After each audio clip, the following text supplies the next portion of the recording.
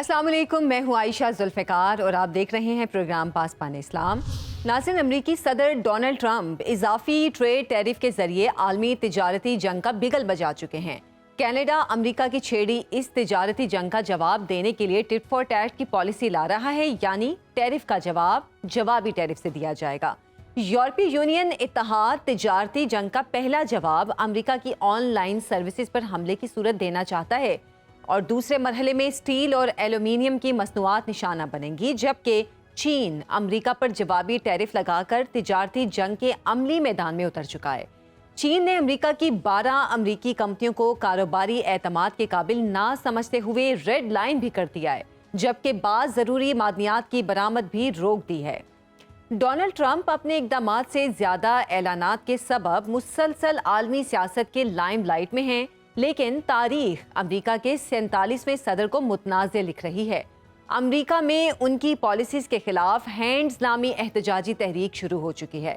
एहतजाजी मुजाहरे भी हो रहे हैं। अमरीकी अवाम को बदतरीन महंगाई, हौलनाक बेरोजगारी के खदशात ने घेरा हुआ है।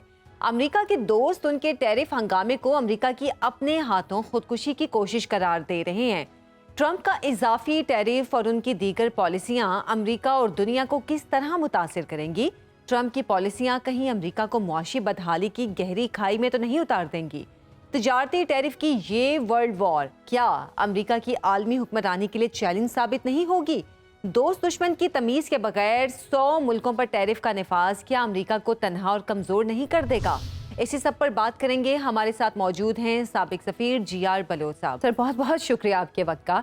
सदर डोनाल्ड ट्रंप ने इजाफी टैरिफ के निफाज से अमली तौर पर वर्ल्ड ट्रेड वॉर छेड़ दी है। 100 से ज़ायद मुल्कों को मुतासिर करने वाला तारीख का सबसे बड़ा तिजारती तनाज़ा। आलमी सियासत के मौजूदा मंजरनामे पर इसके क्या असरात मुरतब होंगे? जी शुक्रिया। आई थिंक ये एक बिल्कुल ही नया चैलेंज है। इसको मुख्तलिफ ज़ावियों से देखा जा रहा है कि ग्लोबल ऑर्डर कोई बहुत बड़ा चैलेंज है। कुछ लोग इसे सिविलाइजेशनल चैलेंज भी कहते हैं और कुछ लोग इसको पॉलिटिकल और जियो स्ट्रेटेजिक चैलेंज कहते हैं। मेरे ख्याल ये सब कुछ है, इसलिए कि इस वक्त जिस दौर में US जो है वो दाखिल हो चुका है, वो इंतहाई एक ज़ाती और एक शख्सी इक़्तिदार किसी के हाथ में आ गया है, जिसमें इंस्टीट्यूशंस जितने भी हैं अमेरिका के, जो कि जिस पे उसको बहुत ज़्यादा प्राइड था अपने मुल्क को, उसके इंस्टीट्यूशंस के ऊपर, जिसमें कांग्रेस है, सेनेट है, जुडिशरी है और बाकी जितने भी स्टेट इंस्टीट्यूशंस होते हैं। आई थिंक उन तमाम पे इस वक्त अगर हम अपना लफ्ज़ वही जो हम यहाँ इस्तेमाल करते हैं, उन तमाम पे इस वक्त ट्रंप भारी है। अच्छा। अब उस वजह से इतना भारी है कि आपको वहाँ से कोई पुशबैक भी नहीं मिलेगा। और जो अभी मैं एक रीसेंट रिपोर्ट सुन रहा था, जो कि मिस्टर बॉब वुडवर्ड जो है, वो बहुत बड़े राइटर्स भी हैं। उन्होंने तकरीबन 10 US प्रेसिडेंट्स की लिखी है बायोग्राफी, और उन्होंने 3 किताबें ट्रंप के ऊपर लिखी है। और सबसे लंबे लास्ट जो उसकी पहली जो प्रेसिडेंसी थी, उसमें इसके साथ उसके सबसे लंबे तवील तरीन इंटरव्यूज थे। और उसके मुताबिक वो ट्रंप जो है वो अपने आप को तमाम मरकज़े ज़हानत, मरकज़े इंफॉर्मेशन, तमाम जितनी चीज़ें हैं वो लोगों को बुलाता ज़रूर है, जो बाकी उसके वज़रा है और एडवाइज़र्स हैं, लेकिन वो अपनी बात चलता है। जब देखिए जिस मुल्क के अंदर इतनी बड़ी ताकत, जो कि दुनिया की ग्लोबल ताकत है, मिलिट्री लिहाज से, इकोनॉमिक लिहाज से, और इवन अदर बस मॉरली भी बहुत, डिप्लोमेटिकली भी बहुत ज़्यादा उसका एक इन्फ्लुएंस था, और शायद वो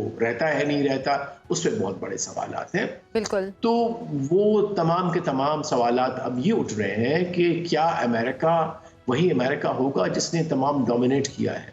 लेकिन लगता नहीं है। अब ये है कि उन्होंने बजाते खुद देख लिया है कि अब वो जो दुनिया है वो फैक्चुअली मल्टीपोलर वर्ल्ड की तरफ चली गई है। लिहाजा वो अपने आप को बचाना चाह रहे हैं तमाम उन जवाबदारियों से जो उनके ऊपर हैं, दुनिया से की जो उनकी डिफेंस की रिस्पॉन्सिबिलिटीज़ थी, यूरोप की, ईस्ट एशिया की। लगता है कि आगे चल के आपको उसमें भी नज़र आएगा कि वो अपने ट्रूप्स विथड्रॉ करते हैं, या अपनी जो इतनी ज़्यादा कंट्रीब्यूशन थी नेटो की, वो कम करते हैं। ऑलरेडी उन्होंने कह चुके हैं कि यूरोपियंस को हर एक को अपना अपना वजन उठाना पड़ेगा सिक्योरिटी। اچھا ابھی سر سو ہم یہ ایک جیسے آپ نے بھی بات کی کہ امریکہ اس رویے سے اپنا عالمی کردار کھو رہا ہے، امریکی وزیر خارجہ نے متاثرہ ملکوں کو جوابی ٹیرف سے باز رہنے کی تنبیہ بھی کی ہے اور تجزیہ کاری سے غنڈہ گردی سے تشبیہ دے رہے ہیں جو خود امریکہ کی شکست کا سبب بن رہی ہے۔ یقیناً یہ ایک بہت ایسی قوتیں ٹرمپ کے ساتھ جڑ گئی ہیں جو کہ ایکسٹریمسٹ فورسز ہیں، کچھ اس میں جو ہیں وہ بہت کنزرویٹیوز ہیں، کرسچن کنزرویٹیوز ہیں، کچھ جو ہیں وہ وائٹ سپرمسٹس ہیں، کچھ زائونسٹس ہیں جو اسرائیل کو سپورٹ کرتے ہیں، اور کچھ وہ اینٹی گلوبلائزیشن والی فورسز ہیں جو کہ سمجھتے ہیں کہ یہ پوری دنیا کا ہمیں برڈن اٹھانے کی ضرورت نہیں ہے، نہ ہمیں UN چاہیے، نہ ہمیں WHO چاہیے، نہ ہمیں UNICEF چاہیے۔ اگر قحط آتا ہے افریقہ میں کہیں بھی آتا ہے، یا فلسطین میں جو کچھ ہو رہا ہے، یا لیبنان میں، ہماری بلا سے، تو یہ ایک انتہائی نئی سوچ ہے جو کہ بہت خطرناک ہے، اور میں سمجھتا ہوں کہ دنیا کے لیے اچھا اس لیے نہیں ہے کہ وہ جو سیکنڈ ورلڈ وار کے بعد جو ایک رول بیس آرڈر کی بات کی گئی تھی، جو ایک UN کے امبریلا کے اندر سوورینٹی کی بات کی گئی تھی، جہاں پہ خود مختاری کی احترام کی بات کی گئی تھی، اور سب سے زیادہ تمام ریاستوں کی برابری قانون کے نظر میں اس کے متعلق بات کی تھی، ان تمام قوانین کو انہوں نے بالائے طاق رکھ دیا ہے، بلکہ ایک لحاظ سے مسترد کر دیا ہے کسی نہ کسی ترتیب سے، کسی نہ کسی الفاظ سے۔ تو ایک جو ایسے لوگ جو مسترد کرتے ہیں کسی قانون کو، کسی نارمز کو، انٹرسٹیڈ ریلیشن شپ کو، وہ پتہ نہیں اب آگے کیا کریں گے، کچھ نہیں کہا جا سکتا۔ تو امریکہ کے لیے بھی خطرناک خطرے ہیں، کیونکہ وہ ایک ابھی تک ڈائیورس کنٹری رہی ہے اور ہو گئی ہے۔ لیکن اگر فزیکلی ہم دیکھا جائے، جو چین کا رد عمل جو سامنے آیا ہے امریکی ٹیرف پر، سب سے زیادہ اہم رد عمل ہے چین کا، اور چین کے جوابی اقدامات کے اعلان سے آپ کو کیا لگتا ہے کہ ٹریڈ وار میں اب شدت نہیں آ جائے گی اور 8 ارب انسانوں سے جڑی عالمی معیشت مزید بحرانوں میں نہیں گر جائے گی؟ کیا امریکہ اور چین کے مذاکرات کے ذریعے اس معاملے کا حل ڈھونڈنے کی طرف جائیں گے آپ کے خیال میں؟ دیکھیے، یہ ایک بہت بڑا سوال ہے اور ایک بہت بڑا چیلنج ہے۔ چائنیز ایک بہت پرانی سویلائزیشن ہے، اور ان کا کام کرنے کا انداز جو ہے وہ بڑا مختلف ہے امریکہ سے بھی اور ٹرمپ سے بھی مختلف۔ مسٹر شی جو پریزیڈنٹ ہیں چائنا کے، وہ بڑے اپنے ناپ تول کے اسٹیٹسمین دیتے ہیں، لیکن انہوں نے بڑا واضح کر دیا ہے کہ جو ہم پہ لگائے جائیں گے ٹیرفس، ان ٹیرفس کا جواب ہم ضرور دیں گے۔ لیکن یقینی بات ہے کہ اس نے اس وقت جو عالمی بحران پیدا کیا ہے، اب اس سے بہت بڑا جو ہے وہ افراط زر اور جو ریسیشن کہتے ہیں، انفلیشن کہتے ہیں، یا ہائپر انفلیشن کہتے ہیں، ان تمام کا ایک امتزاج آئے گا، جس میں جابس چلے جائیں گے، دنیا کے اندر ٹریڈ پہ امپیکٹ ہوگا، ڈالر نیچے چلا گیا۔ آپ نے دیکھا ہو کہ جو امریکن اسٹاک ایکسچینجز مطلب تاریخ میں سب سے نیچے آئی، نائکی جو ہے بہت بڑا برانڈ ہے، کو 10% نیچے چلے گئے اس کے شیئرز، ایپل کے 9% نیچے چلے گئے، اس طرح بہت ساری ایسی کارپوریشنز امریکن سے۔ تو میں سمجھتا ہوں کہ بہت بڑا نقصان امریکہ کی معیشت کو ہونے چلا ہے۔ اگر اس کو ہونے چلا ہے تو پوری دنیا کو ہوگا، کیونکہ بہت بڑی معیشت ہے، $36 ٹریلین کی، وہ جو مور دین 30 ٹریلین کی معیشت ہے۔ تو اس لحاظ سے، اور بہت بڑا دنیا کا حصہ اس کے ساتھ ٹریڈ بھی کرتا ہے دنیا کا، تو اس لحاظ سے I think we are standing at a very big cross road. لیکن امید یہ کی جاتی ہے کہ شاید آگے چل کے یورپین یونین، چائنا، رشیا اور باقی جو برکس کنٹریز ہیں، وہ آپس میں مل کے کوئی الٹرنیٹ دنیا کو دیں گے، جو کہ بات چیت چل رہی تھی، برکس کی بات چل رہی تھی اس سے پہلے، SCO کی بات چل رہی تھی، ہماری G20 کی بات چل رہی تھی۔ تو میں سمجھتا ہوں کہ دنیا بذات خود پر فورس امریکہ نے ایک لحاظ سے ملٹی پولر ورلڈ کی طرف دنیا کو دھکیل دیا ہے۔ وہ ملٹی پولر صرف سیاسی طور پہ نہیں، لیکن سر آپ جس طرح بات کر رہے ہیں کہ دنیا آگے جا کر اس کا کوئی حل نکالے گی، حالانکہ ڈونلڈ ٹرمپ نے برکس ممالک کو بھی دھمکی دی تھی کہ امریکہ کے اگینسٹ کوئی اور کرنسی نہ ایسی لانچ کی جائے جو ڈالر کی ویلیو کو کم کرے۔ اب انڈین تھنک ٹینکس اضافی امریکی ٹیرف کو بھارت کے لیے چین کے مقابلے ایک موقع سے تعبیر بھی کر رہے ہیں۔ کیا آپ سمجھتے ہیں کہ عالمی ایکسپورٹ میں 1.5% شیئر کا مالک اور ٹیرف کنگ کہلائے جانے والا انڈیا صنعتی پیداوار کے اصل بادشاہ چین کی جگہ لے سکتا ہے؟ نہیں، میں نہیں سمجھتا جس طرح سے کچھ لوگ ہم بھی اپنے اپنے چھوٹے چھوٹے کردار ادا کرنا چاہ رہے ہیں، پاکستان، بنگلہ دیش، سری لنکا، یہ وہ، لیکن امریکہ اس کو چائنا کا مقابلہ کرنے کے لیے انڈیا کو بہت سارا فاصلہ طے کرنا پڑے گا. اس کی بذات خود انڈسٹری، اس کی جو انڈسٹری ہے اس کے اندر جو انپٹس ہوتے ہیں وہ بہت سارے چائنا سے آتے ہیں. بلکہ میں نے بہت سارے انڈین ایکسپرٹس کی بات سنی جب آپس میں ان کے ٹینشن تھے کہ دے کے ناٹ، وہ 2019 میں 2020 میں جو کچھ ہوا گلوان میں کہ ہم اس کو جو ہے وہ چائنا سے جو ہے وہ ہم اپنا تعلق توڑ دیں، لیکن انہوں نے کہا کہ نہیں، اس سے نقصان انڈیا کو ہوگا. لیکن میں نہیں سمجھتا کہ چائنا کی جو ہے وہ ریپلیسمنٹ ہو سکتا ہے انڈیا کو اپنی جان کا جو ہے فکر کرنا چاہیے. چائنا اتنی مضبوط اکانومی ہے، سیکنڈ لارجسٹ ہے، اس کی اپنی اتنی بڑی مارکیٹ ہے، اپنا اتنا بڑا اس کا مڈل کلاس ہے، middle class more then 500 million 500 to 600 million people are in the middle class. اس کے علاوہ بھی وہ جو ہے وہ اب اس کی پوری پاپولیشن جو ہے وہ مڈ انکم میں چلی گئی ہے، جبکہ انڈیا میں تو بھی poverty 50% of people are under the poverty line. اس کی جو 1% ہے جن کے پاس پورے کا پورا جو ہم کہتے ہیں GDP $3 trillion ہو گیا، لیکن وہ بھی ایک سراب ہے اس لحاظ سے کہ بہت سارا پیسہ جو وہاں پہ بلینئرز جس کو انہوں نے پراپ اپ کیا ہے BJP نے، ان کے پیسے ہیں. تو میں نہیں سمجھتا کہ انڈیا کے لیے کوئی ایسا چانس بنتا ہے کہ وہ جو ہے وہ آگے چلے گا. لیکن انڈیا یقینی طور پہ گلوبل ساؤتھ کی جو بات کرتے ہیں اس کا شاید حصہ بن جائے. اور دونوں، بلکہ انڈیا کا سب سے بڑا مزدار یہ کہ وہ دونوں طرف سے جو ہے وہ مزے اٹھانا چاہتا ہے کہ چائنا کے ساتھ بھی ٹھیک ٹھاک تعلقات اور امریکہ کے ساتھ بھی جی ہم کریں گے. تو یہ کبھی نہیں ہوتا. یو کی ناٹ، وہ کہتے ہیں دو کشتیوں میں کبھی آپ سوار نہیں ہو سکتے. ان کو فیصلہ کرنا پڑے گا ایک دن کہ وہ کس طرف کھڑے ہیں، اور دنیا پوچھے گی ان سے کہ آپ کس طرف کھڑے ہو، انصاف کی طرف کھڑے ہو، رول آف لا کی طرف کھڑے ہو، یا ہمارے ساتھ. بہت شکریہ GR بلوچ صاحب، سابق سفیر ہمارے ساتھ موجود تھے. پاکستان بھی امریکی تجارتی جنگ کا متاثرہ ہے. اضافی امریکی ٹیرف ہمارے لیے چیلنج ہے کہ آگے بڑھنے کا موقع؟ اس سوال کا جواب ڈھونڈیں گے ایک بریک کے بعد. ویلکم بیک ناظرین. صدر ٹرمپ کے ٹیرف پیکج امریکہ سے پاکستان کی $7 ارب سرپلس تجارت کے لیے خطرے کی گھنٹی ہے. بلا شبہ امریکہ پاکستان کے لیے سب سے بڑی سنگل کنٹری ایکسپورٹ مارکیٹ ہے، جہاں پاکستانی برآمدات پر 10% بنیادی ٹیرف کے علاوہ مزید 29% اضافی ٹیرف لگ چکا ہے. ٹیرف میں کمی کے لیے حکومتی سطح پر کوششیں شروع ہو چکی ہیں اور عنقریب ایک سرکاری وفد امریکہ بھیجا جا رہا ہے. اضافی ٹیرف یقینی طور پر ہماری ایکسپورٹ انڈسٹری کے لیے ایک چیلنج ہے اور پاکستانی حکام کی کوشش ہوگی، لیکن یہ چیلنج اپنے اندر کئی مواقع بھی لیے ہوئے ہے. امریکہ کے لیے پاکستانی ایکسپورٹ میں 75 سے 80% حصہ ٹیکسٹائل کے شعبے کا ہے، اور دلچسپ امر یہ ہے کہ امریکی مارکیٹس میں فروخت ہونے والا 98% کپڑا امپورٹ ہوتا ہے. امریکہ کو ٹیکسٹائل ایکسپورٹ والے ملکوں میں سے بھارت اور میکسیکو کے سوا چین، بنگلہ دیش، ویتنام، سری لنکا، انڈونیشیا اور کمبوڈیا پر اضافی ٹیرف کی شرح زیادہ ہے. ان ممالک کا ٹیرف پاکستان پر لگائے گئے 29% ٹیرف سے بھی زیادہ ہے، اور اسی لیے امریکی ٹیکسٹائل امپورٹ مارکیٹ میں پاکستان کا مسابقتی کردار بھارت اور میکسیکو کے مقابل آج بھی برقرار ہے.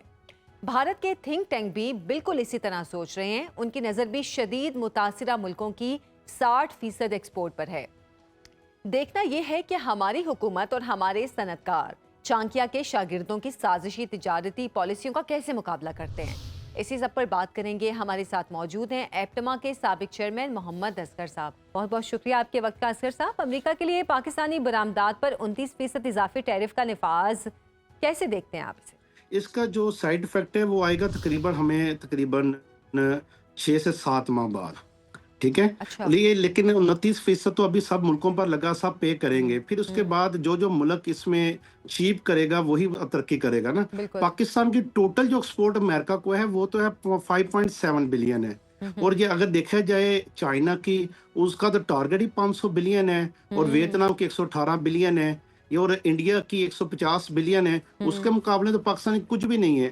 ایک ٹرمپ کا نا بڑا مزیدار، آپ نے شاید پورا بیان سنا ہوگا، اس نے نا ایک ساتھ کہا کہ جو ملک اس کو زیرو کرنا چاہتا ہے وہ صنعتی یونٹ مصنوعات अमेरिका के अंदर तैयार करे।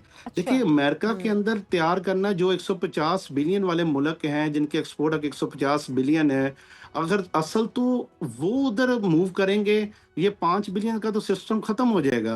अभी जो हमारा बॉयर है वो जाहिर बात है उसके, वो हमारा कॉम्पिटिटर जो है इंडिया है, हमारा कॉम्पिटिटर जैसे साथ बांग्लादेश है, हमारा कॉम्पिटिटर चाइना है, वियतनाम है। अभी तो सबके ऊपर लगी हुई ना, ये क्या नाम, टैरिफ लगा हुआ है। हमारे पास 29% है। इसी तरह देखो सिर्फ इंडिया पर 26 है, बाकी सबको हमसे ऊपर है एशिया वाले मालिक में ना।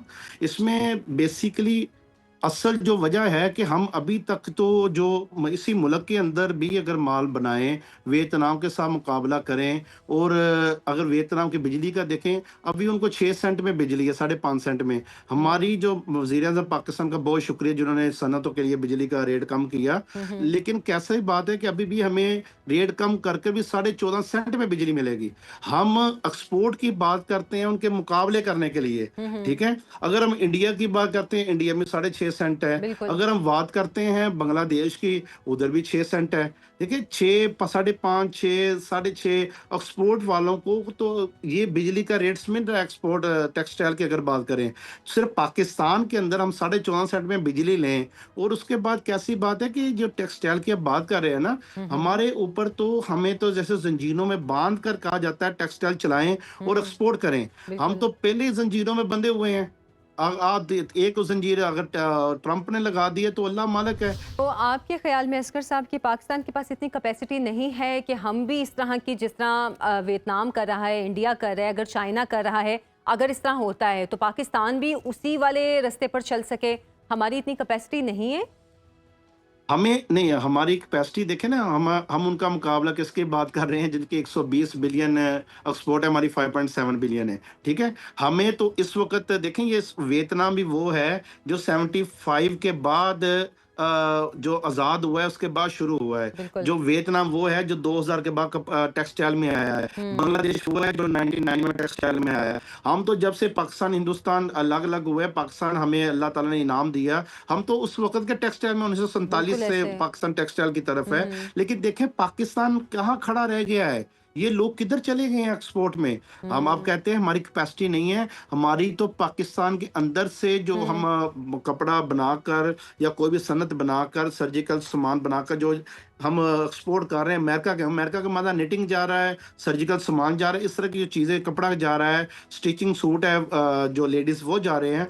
अगर वो चीज़ें हमारी उधर जा रही हैं, हम अगर देखें तो वो उसका कुशन हमारा कितना रह गया है, ठीक है। वो हम किस तरह कर रहे हैं, हमें बिजली महंगी, टैक्सेस की भरमार, हर महकमा हर फैक्ट्री बंद करने को तैयार। एक महकमा बता दें कि जो सिर्फ इसलिए बना हो कि इसने इंडस्ट्री चलवानी है, इसने इंडस्ट्री के लिए कोई ना कोई उनको प्रॉब्लम है, उसके लिए ये महकमा बना है। मोहम्मद एक महकमा पूरी दुनिया, इस मुश्किल का एहसास तो यकीनन हुकूमत को भी होगा। अमेरिका को 3 अरब डॉलर की से ज़्यादा की जो एक्सपोर्ट है बचाने के लिए हुकूमत ने एप्टमा से कोई राब्ता किया है? और जो जुमेरात को जो कारोबारी हजरात को मदऊ किया गया था, इस सिलसिले में कोई बात हुई? देखें जो कारोबारी हजरात को बुलाया जाता है वो चंद बंदों को अपने हस्बे मंशा जो हाँ में हाँ मिलाने वाले उनको पास बुलाया जाता है, और उसके मुतलका ही बात बंद कमरे वाली मीटिंग्स होती है, वो सनतकारों को भेज दी जाती है। देखिए फैसलाबाद की अगर बात करें, फैसलाबाद के चैम्बर ऑफ कॉमर्स के प्रेसिडेंट को नहीं बुलाया गया, एप्टमा के चेयरमैन को नहीं बुलाया गया, और PHM में पाकिस्तान हाउसिंग मैन्युफैक्चरर्स एसोसिएशन के चेयरमैन को नहीं बुलाया गया। मैं पूछना चाहता हूँ ये किन को बुलाया गया है? फैसलाबाद सनती शहर है, फैसलाबाद में किसी को नहीं बुलाया उस मीटिंग में। अच्छा, तो अब यहाँ पर यह भी सवाल है कि अमेरिका को जो 60% टेक्सटाइल बरामद करने वाले ममालिक हैं उन पर पाकिस्तान से ज़्यादा टैरिफ लगाया गया है। इस तनाजुर में अगर देखा जाए तो इस वक्त रीजन में भारत के मुकाबले पाकिस्तान का मुसाबकती किरदार बाकी बचा है। हमारी बरामदी टेक्सटाइल इंडस्ट्री भारत का मुकाबला करने के लिए क्या आपके ख्याल में तैयार है? हालांकि अभी आप तो कह रहे थे कि वो लोग कहाँ निकल गए हैं एक्सपोर्ट सेक्टर में और हम अभी तक वहीं के वहीं खड़े हैं। देखें भारत की अगर एक्सपोर्ट की बात करें, भारत इस वक्त 700 बिलियन उसकी एक्सपोर्ट हो गई है पर ईयर्स, 700 बिलियन से ऊपर चला गया है। पाकिस्तान इस वक्त टोटल इसकी एक्सपोर्ट जो है ना 36 बिलियन है, ठीक है, 36 बिलियन और 700 बिलियन में बहुत फर्क है। बिल्कुल अगर बिल्कुल। हम देखें जिन मुल्कों की बात करें, वियतनाम, चाइना, इंडिया, अच्छा बांग्लादेश की जो बात करें, बांग्लादेश देखें 50 बिलियन में सिर्फ सिर्फ टेक्सटाइल में चला गया है।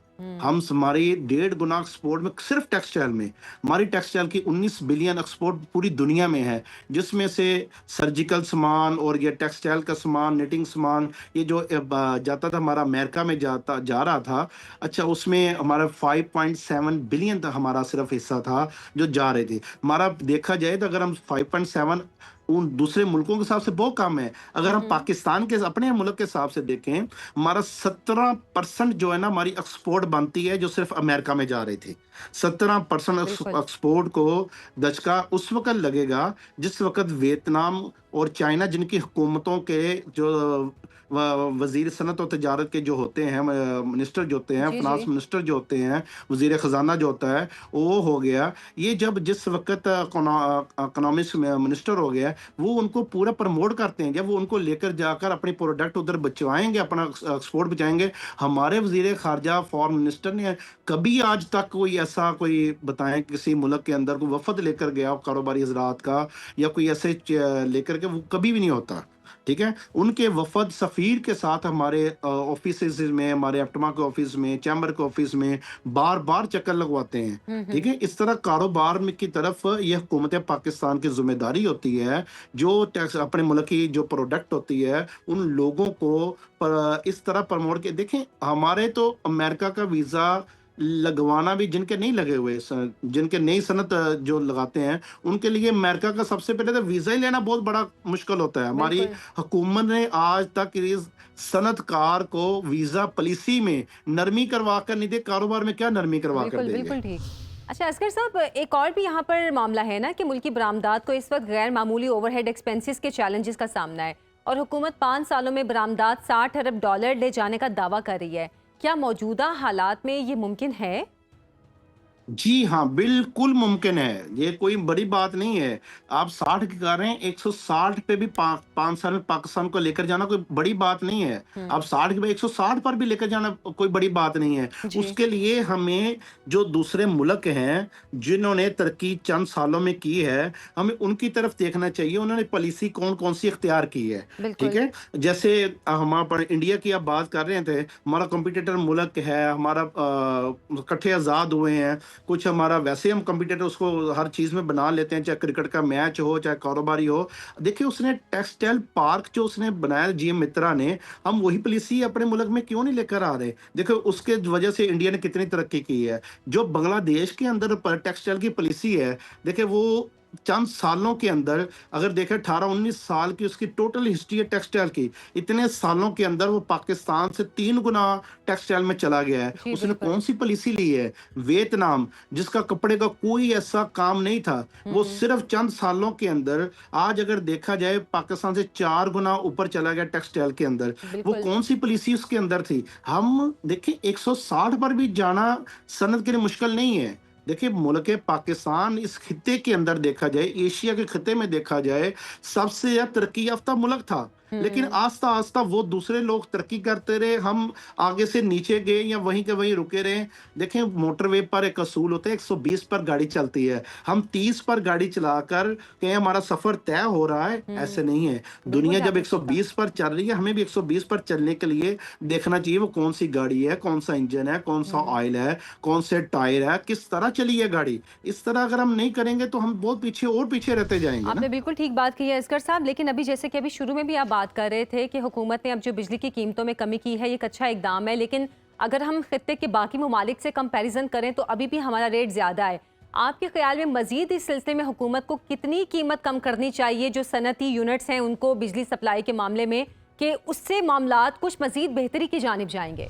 4 साल से कभी आंख में चोली चलता रहा, कभी वो पॉलिसी खत्म हो गई, कभी आ गई, कभी एसआरओ खत्म हो गया, कभी आ गया। अब पिछले 2 से 2.5 साल से बिल्कुल खत्म कर दिया है। अब हमें जो बिजली देखें 58 रुपए से पाक रुपीज़ में कर 58 रुपए से अब आस्ता आस्ता जो शबाशी साहब ने जो ऐलान किया है 41 रुपीज़ में बिजली मिलेगी सनतकार को। अगर देखा जाए तो अभी भी हमारे $14.5 बनते हैं।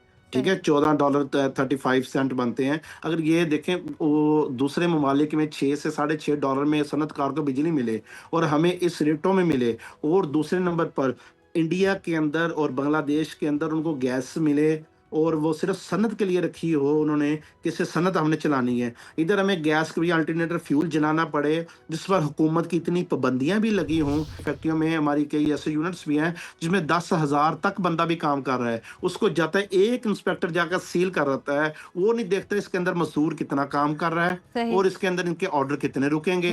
देखिए, जब तक हमें इस तरह की पॉलिसियां करते रहेंगे सनतकार के साथ, सनत को एक दुकान का शटर नहीं है, जब चाहे बंद कर दो जब चाहे खोल लो, हम ऐसे करते रहेंगे, वो ये फिर सनत आस्ता आस्ता पाकिस्तान की लगता खत्म हो जाएगी। बहुत शुक्रिया मोहम्मद असगर साहब हमारे साथ मौजूद थे। बैंकॉक में डॉक्टर यूनुस और नरेंद्र मोदी की बेनतीजा मुलाकात खलीज बंगाल में भारतीय चौधराहट के खात्मे का इशारा है। इस पर बात करेंगे एक ब्रेक के बाद। प्रोग्राम में एक बार फिर से खुशामदीद। नाज़रीन, दिल्ली की मुसलसल कोशिशें बिलाखिर गुज़श्ता रोज रंग ले आई जब बैंकॉक में एक समिट के दौरान नरेंद्र मोदी की बांग्लादेशी सरबराह डॉक्टर यूनुस से साइड लाइन मुलाकात मुमकिन हुई, लेकिन बांग्लादेशी क़यादत का शेख हसीना की वापसी पर दो टोक मौक़िफ़ मुलाकात के बेनतीजा इख्तिताम का सबब बना। यकीनी तौर पर बैंकॉक मुलाकात का मायूस कुन इख्तिताम भारतीय हुकाम के लिए एक तनबीह है, लेकिन इससे कबल डॉक्टर यूनुस की दौरा चीन में गुफ्तगू खलीज बंगाल में अनकरीब भारतीय मफादात को लाहिक बदतरीन खतरात की जानिब एक मुबहिम इशारा भी है। बांग्लादेश के अबूरी हुक्मरान डॉक्टर यूनुस भारत की शिमाल मशरकी 7 रियासतों को लैंड लॉक्ड करार देते हुए बांग्लादेश खलीज बंगाल के वाहिद सरपरस्त के तौर पर शनाख्त करवा रहे हैं। वायरल वीडियो में डॉक्टर यूनुस ने चीन को खलीज बंगाल में अड्डा कायम करने की पेशकश भी की। ये पेशकश बिलवास्ता तौर पर खित्ते में भारत की स्ट्रेटेजिक पोजीशन को चैलेंज कर रही है। बांग्लादेश का भारत के लिए दो टोक रवैया, चीन को अड्डा कायम करने की पेशकश और पाकिस्तान से बढ़ते फौजी ताल्लुकात बांग्लादेश के बदलते मंजरनामे को हकीकत से करीब तर करके देखने की जरूरत है। और हकीकत यह है कि भारत जुलाई इनकलाब के बाद से मुसलसल बांग्लादेश को दबाव में लेने की कोशिश कर रहा है। कभी अबूरी हुकूमत पर दहशतगर्दों की सरपरस्ती का इल्जाम, तो कभी हिंदू अकलियतों पर मजालिम की मन घड़त कहानियां, और कभी बांग्लादेश में फौजी बगावत की झूठी खबर। 25 मार्च को डॉक्टर यूनुस को अक़वाम मुत्तहिदा से मुतालिबा करना पड़ गया कि आलमी इदारा बांग्लादेश के खिलाफ भारत की फेक न्यूज़ और प्रोपेगेंडा मुहिम रोकने के लिए इक़दाम करे। इससे कबल बांग्लादेशी हुकाम कई बार भारत को अपने अंदरूनी मामलात में मुदाखलत से बाज रहने का मशवरा भी दे चुके हैं। और अब जबकि घी सीधी उंगलियों से नहीं निकल रहा, तो बांग्लादेश ने अपने दोस्त मुल्कों की मदद से खलीज बंगाल में भारत की पोजीशन को चैलेंज करने का फैसला किया है। इस पर बात करेंगे। हमारे साथ मौजूद हैं कौमी सलामती के उमूर पर गहरी नजर रखने वाले तज्जियाकार सैयद मोहम्मद अली साहब। बहुत बहुत शुक्रिया आपके वक्त का। सैयद मोहम्मद अली साहब, दौरा चीन में बांग्लादेशी अबूरी हुक्मरान डॉक्टर यूनुस का लबो लहजा भारत के लिए चैलेंजिंग रहा। उन्होंने खलीज बंगाल के पानियों पर बांग्लादेश की हुक्मरानी का दावा करते हुए शिमाल मशरकी भारतीय रियासतों को लैंड लॉक करार दिया।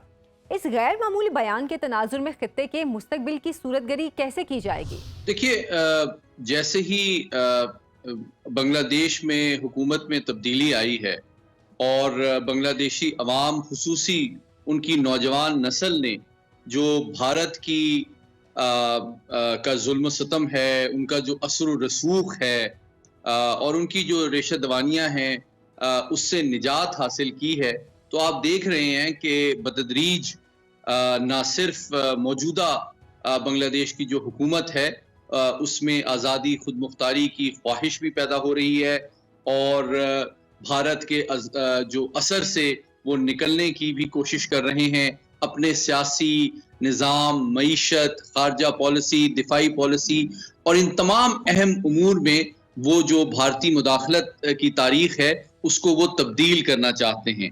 साथ ही साथ एक खुशाइन पहलू ये है कि हिंदुत्व का जो नज़रिया है वो अब बांग्लादेश में नाकाम होता नज़र आ रहा है और बांग्लादेश के अवाम दोबारा से पाकिस्तान की तरफ देख रहे हैं, मोहब्बत, खैर सगाली और बरादराना ताल्लुकात के एक नए दौर के आगाज़ के हवाले से, ताकि दोनों मुल्क जो हैं, जो कि भारत की रेशा दवानी और दहशतगर्दी के विक्टिम रही हैं, वो अब मिलकर अपने मफादात का दिफा भी करें, अपनी पॉलिसीज़ को फ़रोग भी दें और साथ ही साथ भारत के जो मनफी तर्ज अमल है उससे भी ओहदा बरा हो।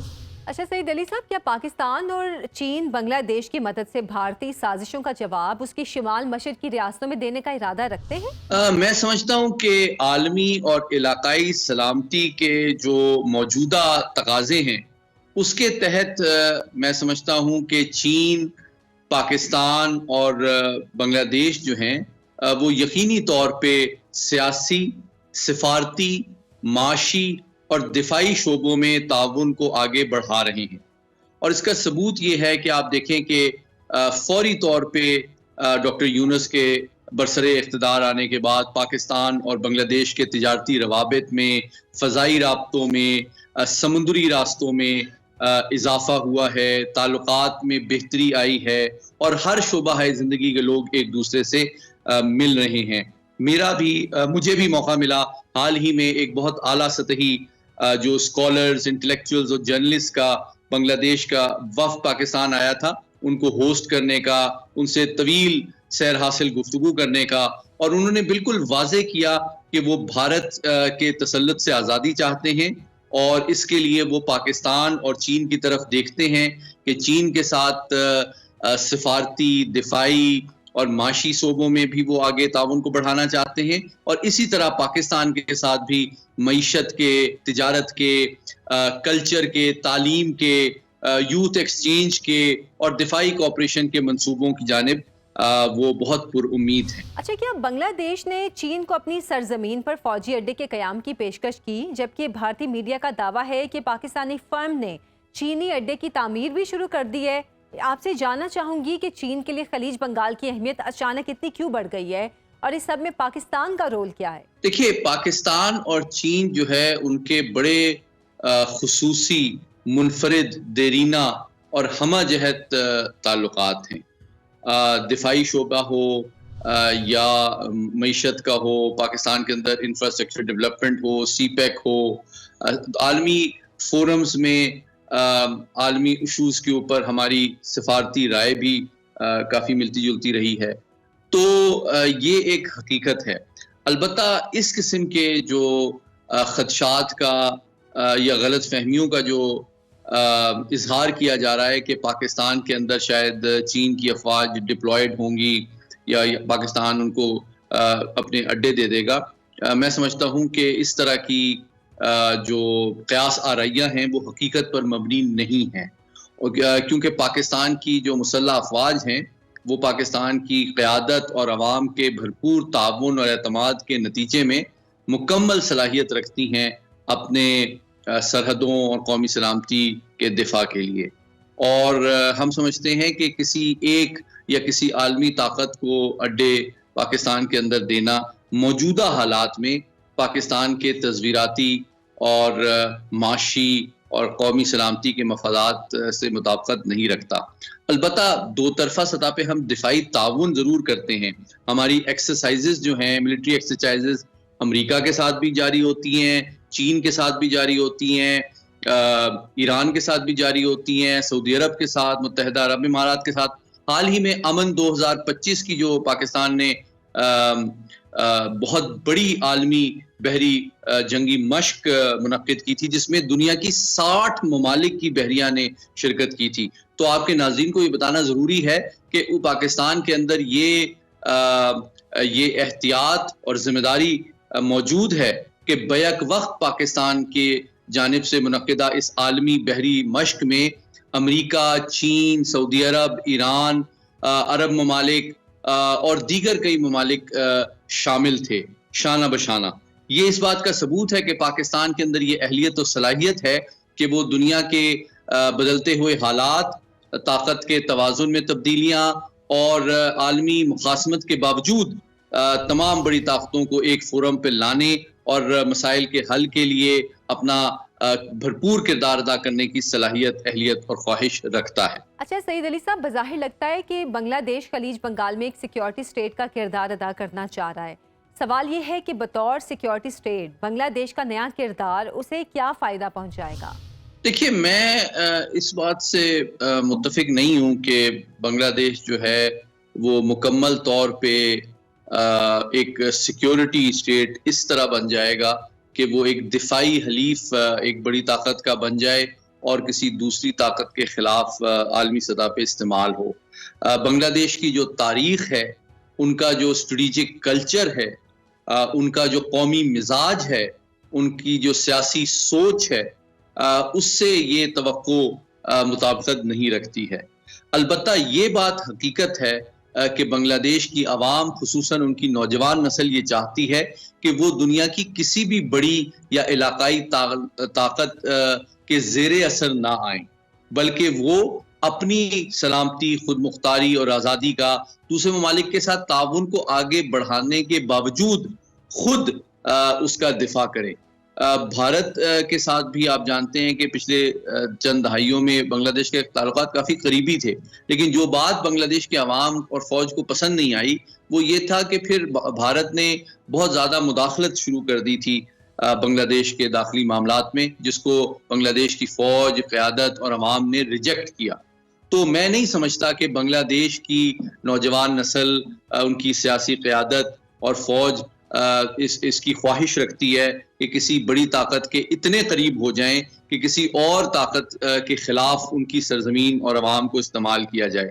البتہ ان کی خواہش ہے کہ وہ عالمی اور علاقائی سیاست میں ایک اہم ملک کے طور پہ تمام ذمہ دار اور پرامن ممالک جس میں پاکستان صف اول میں شامل ہے، ان کے ساتھ تعاون کو فروغ دے، چین کے ساتھ بھی تعلقات کو آگے بڑھائے، امریکہ کے ساتھ بھی تعلقات کو آگے بڑھائے. لیکن بھارت کی ریشہ دوانیاں اور اس خطے میں جو امن کو نقصان پہنچانے، خصوصاً دہشت گرد تنظیموں کی پشت پناہی کی جو کوشش ہے، اس کے مضر اثرات سے بچنا یقینی طور پہ بنگلہ دیش کی فوج، سیاسی قیادت اور عوام کی خواہش ہے. اچھا سر، بھارت نے 54 سالوں میں بنگلہ دیش کو سبز باغ دکھانے کے سوا کچھ نہیں کیا، الٹا بنگلہ دیش کے 5-6 دریاؤں کا پانی ہی ہڑپ کر دیا. پاکستان اور چین سے مستحکم رابطے بنگلہ دیش کے لیے معاشی اور سیکیورٹی کے اعتبار سے کتنے سود مند ثابت ہوں گے؟ دیکھیے، میں سمجھتا ہوں کہ پاکستان کے لیے یہ ایک بڑا تاریخی موقع ہے کہ اس وقت جبکہ 78 سال کے بعد بھارت نے تقریباً اپنے ہر ہمسائے کے اندر سیاسی استحکام کو نقصان پہنچانے اور دہشت گردی کی پشت پناہی کرنے، سیپریٹزم کو سپورٹ کرنے کی جو پالیسی رکھی ہے، وہ اب بھارت کے ہر ہمسائے پر واضح ہو چکی ہے. جس طرح انہوں نے دلائی لاما کی سپورٹ چین کے خلاف کی، مفتی باہنی کی سپورٹ بنگلہ دیش کے خلاف کی، تامل ٹائیگرز کی سپورٹ سری لنکا کے خلاف کی، ٹی ٹی پی اور بی ایل اے کی سپورٹ پاکستان کے خلاف موجودہ دور میں بھی جاری ہے. یہ وہ چیزیں ہیں جو کہ حقیقت تمام بھارتی ہمسایوں پر واضح کر چکی ہیں کہ ان کی امن، سلامتی اور اس خطے کی ترقی کا دار و مدار بھارت کی مداخلانہ اور منفی پالیسیوں سے اپنے آپ کو محفوظ رکھنے میں ہے. اب چونکہ یہ مجموعی طور پر تمام بھارتی ہمسایہ ممالک کے اندر یہ سوچ ابھر رہی ہے، تو یقینی طور پہ یہ ممالک آپس میں بھی تعاون کو فروغ دے رہے ہیں، تجارتی شعبوں میں بھی، سلامتی کے معاملات میں بھی، دہشت گردی کے خلاف بھی اور دفاعی شعبے میں بھی.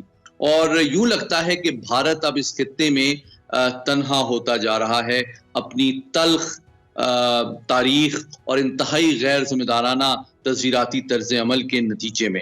اور یوں لگتا ہے کہ اب امریکہ میں بھی تشویش بڑھ رہی ہے، ان کی رو کے ذریعے سے جو اپنے سیاسی مخالفین کو ہلاک کرنے کی کوشش سامنے آئی ہے. مغربی ممالک جس میں نیوزی لینڈ، آسٹریلیا، کینیڈا، برطانیہ اور امریکہ شامل ہیں، وہ بھی بھارت کو تشویش کی نگاہ سے دیکھ رہے ہیں اور ان کے اعتماد کو بھارت نے مجروح کیا ہے چین کے خلاف. ساتھ ہی ساتھ علاقائی ممالک تو سارے بھارت کے ڈسے ہوئے ہیں. تو اس صورتحال میں جیسے جیسے بھارت کی حقیقت تمام ممالک پر واضح ہو رہی ہے، دیگر ممالک اپنا تعاون بھی بڑھا رہے ہیں اور بھارت کے ساتھ تعاون کم بھی کر رہے ہیں، جس کے نتیجے میں سفارتی اور دفاعی شعبے میں بتدریج بھارت یوں لگتا ہے کہ اس خطے میں تنہا ہوتا جا رہا ہے. سید محمد علی صاحب ہمارے ساتھ موجود تھے، آپ کا بہت شکریہ.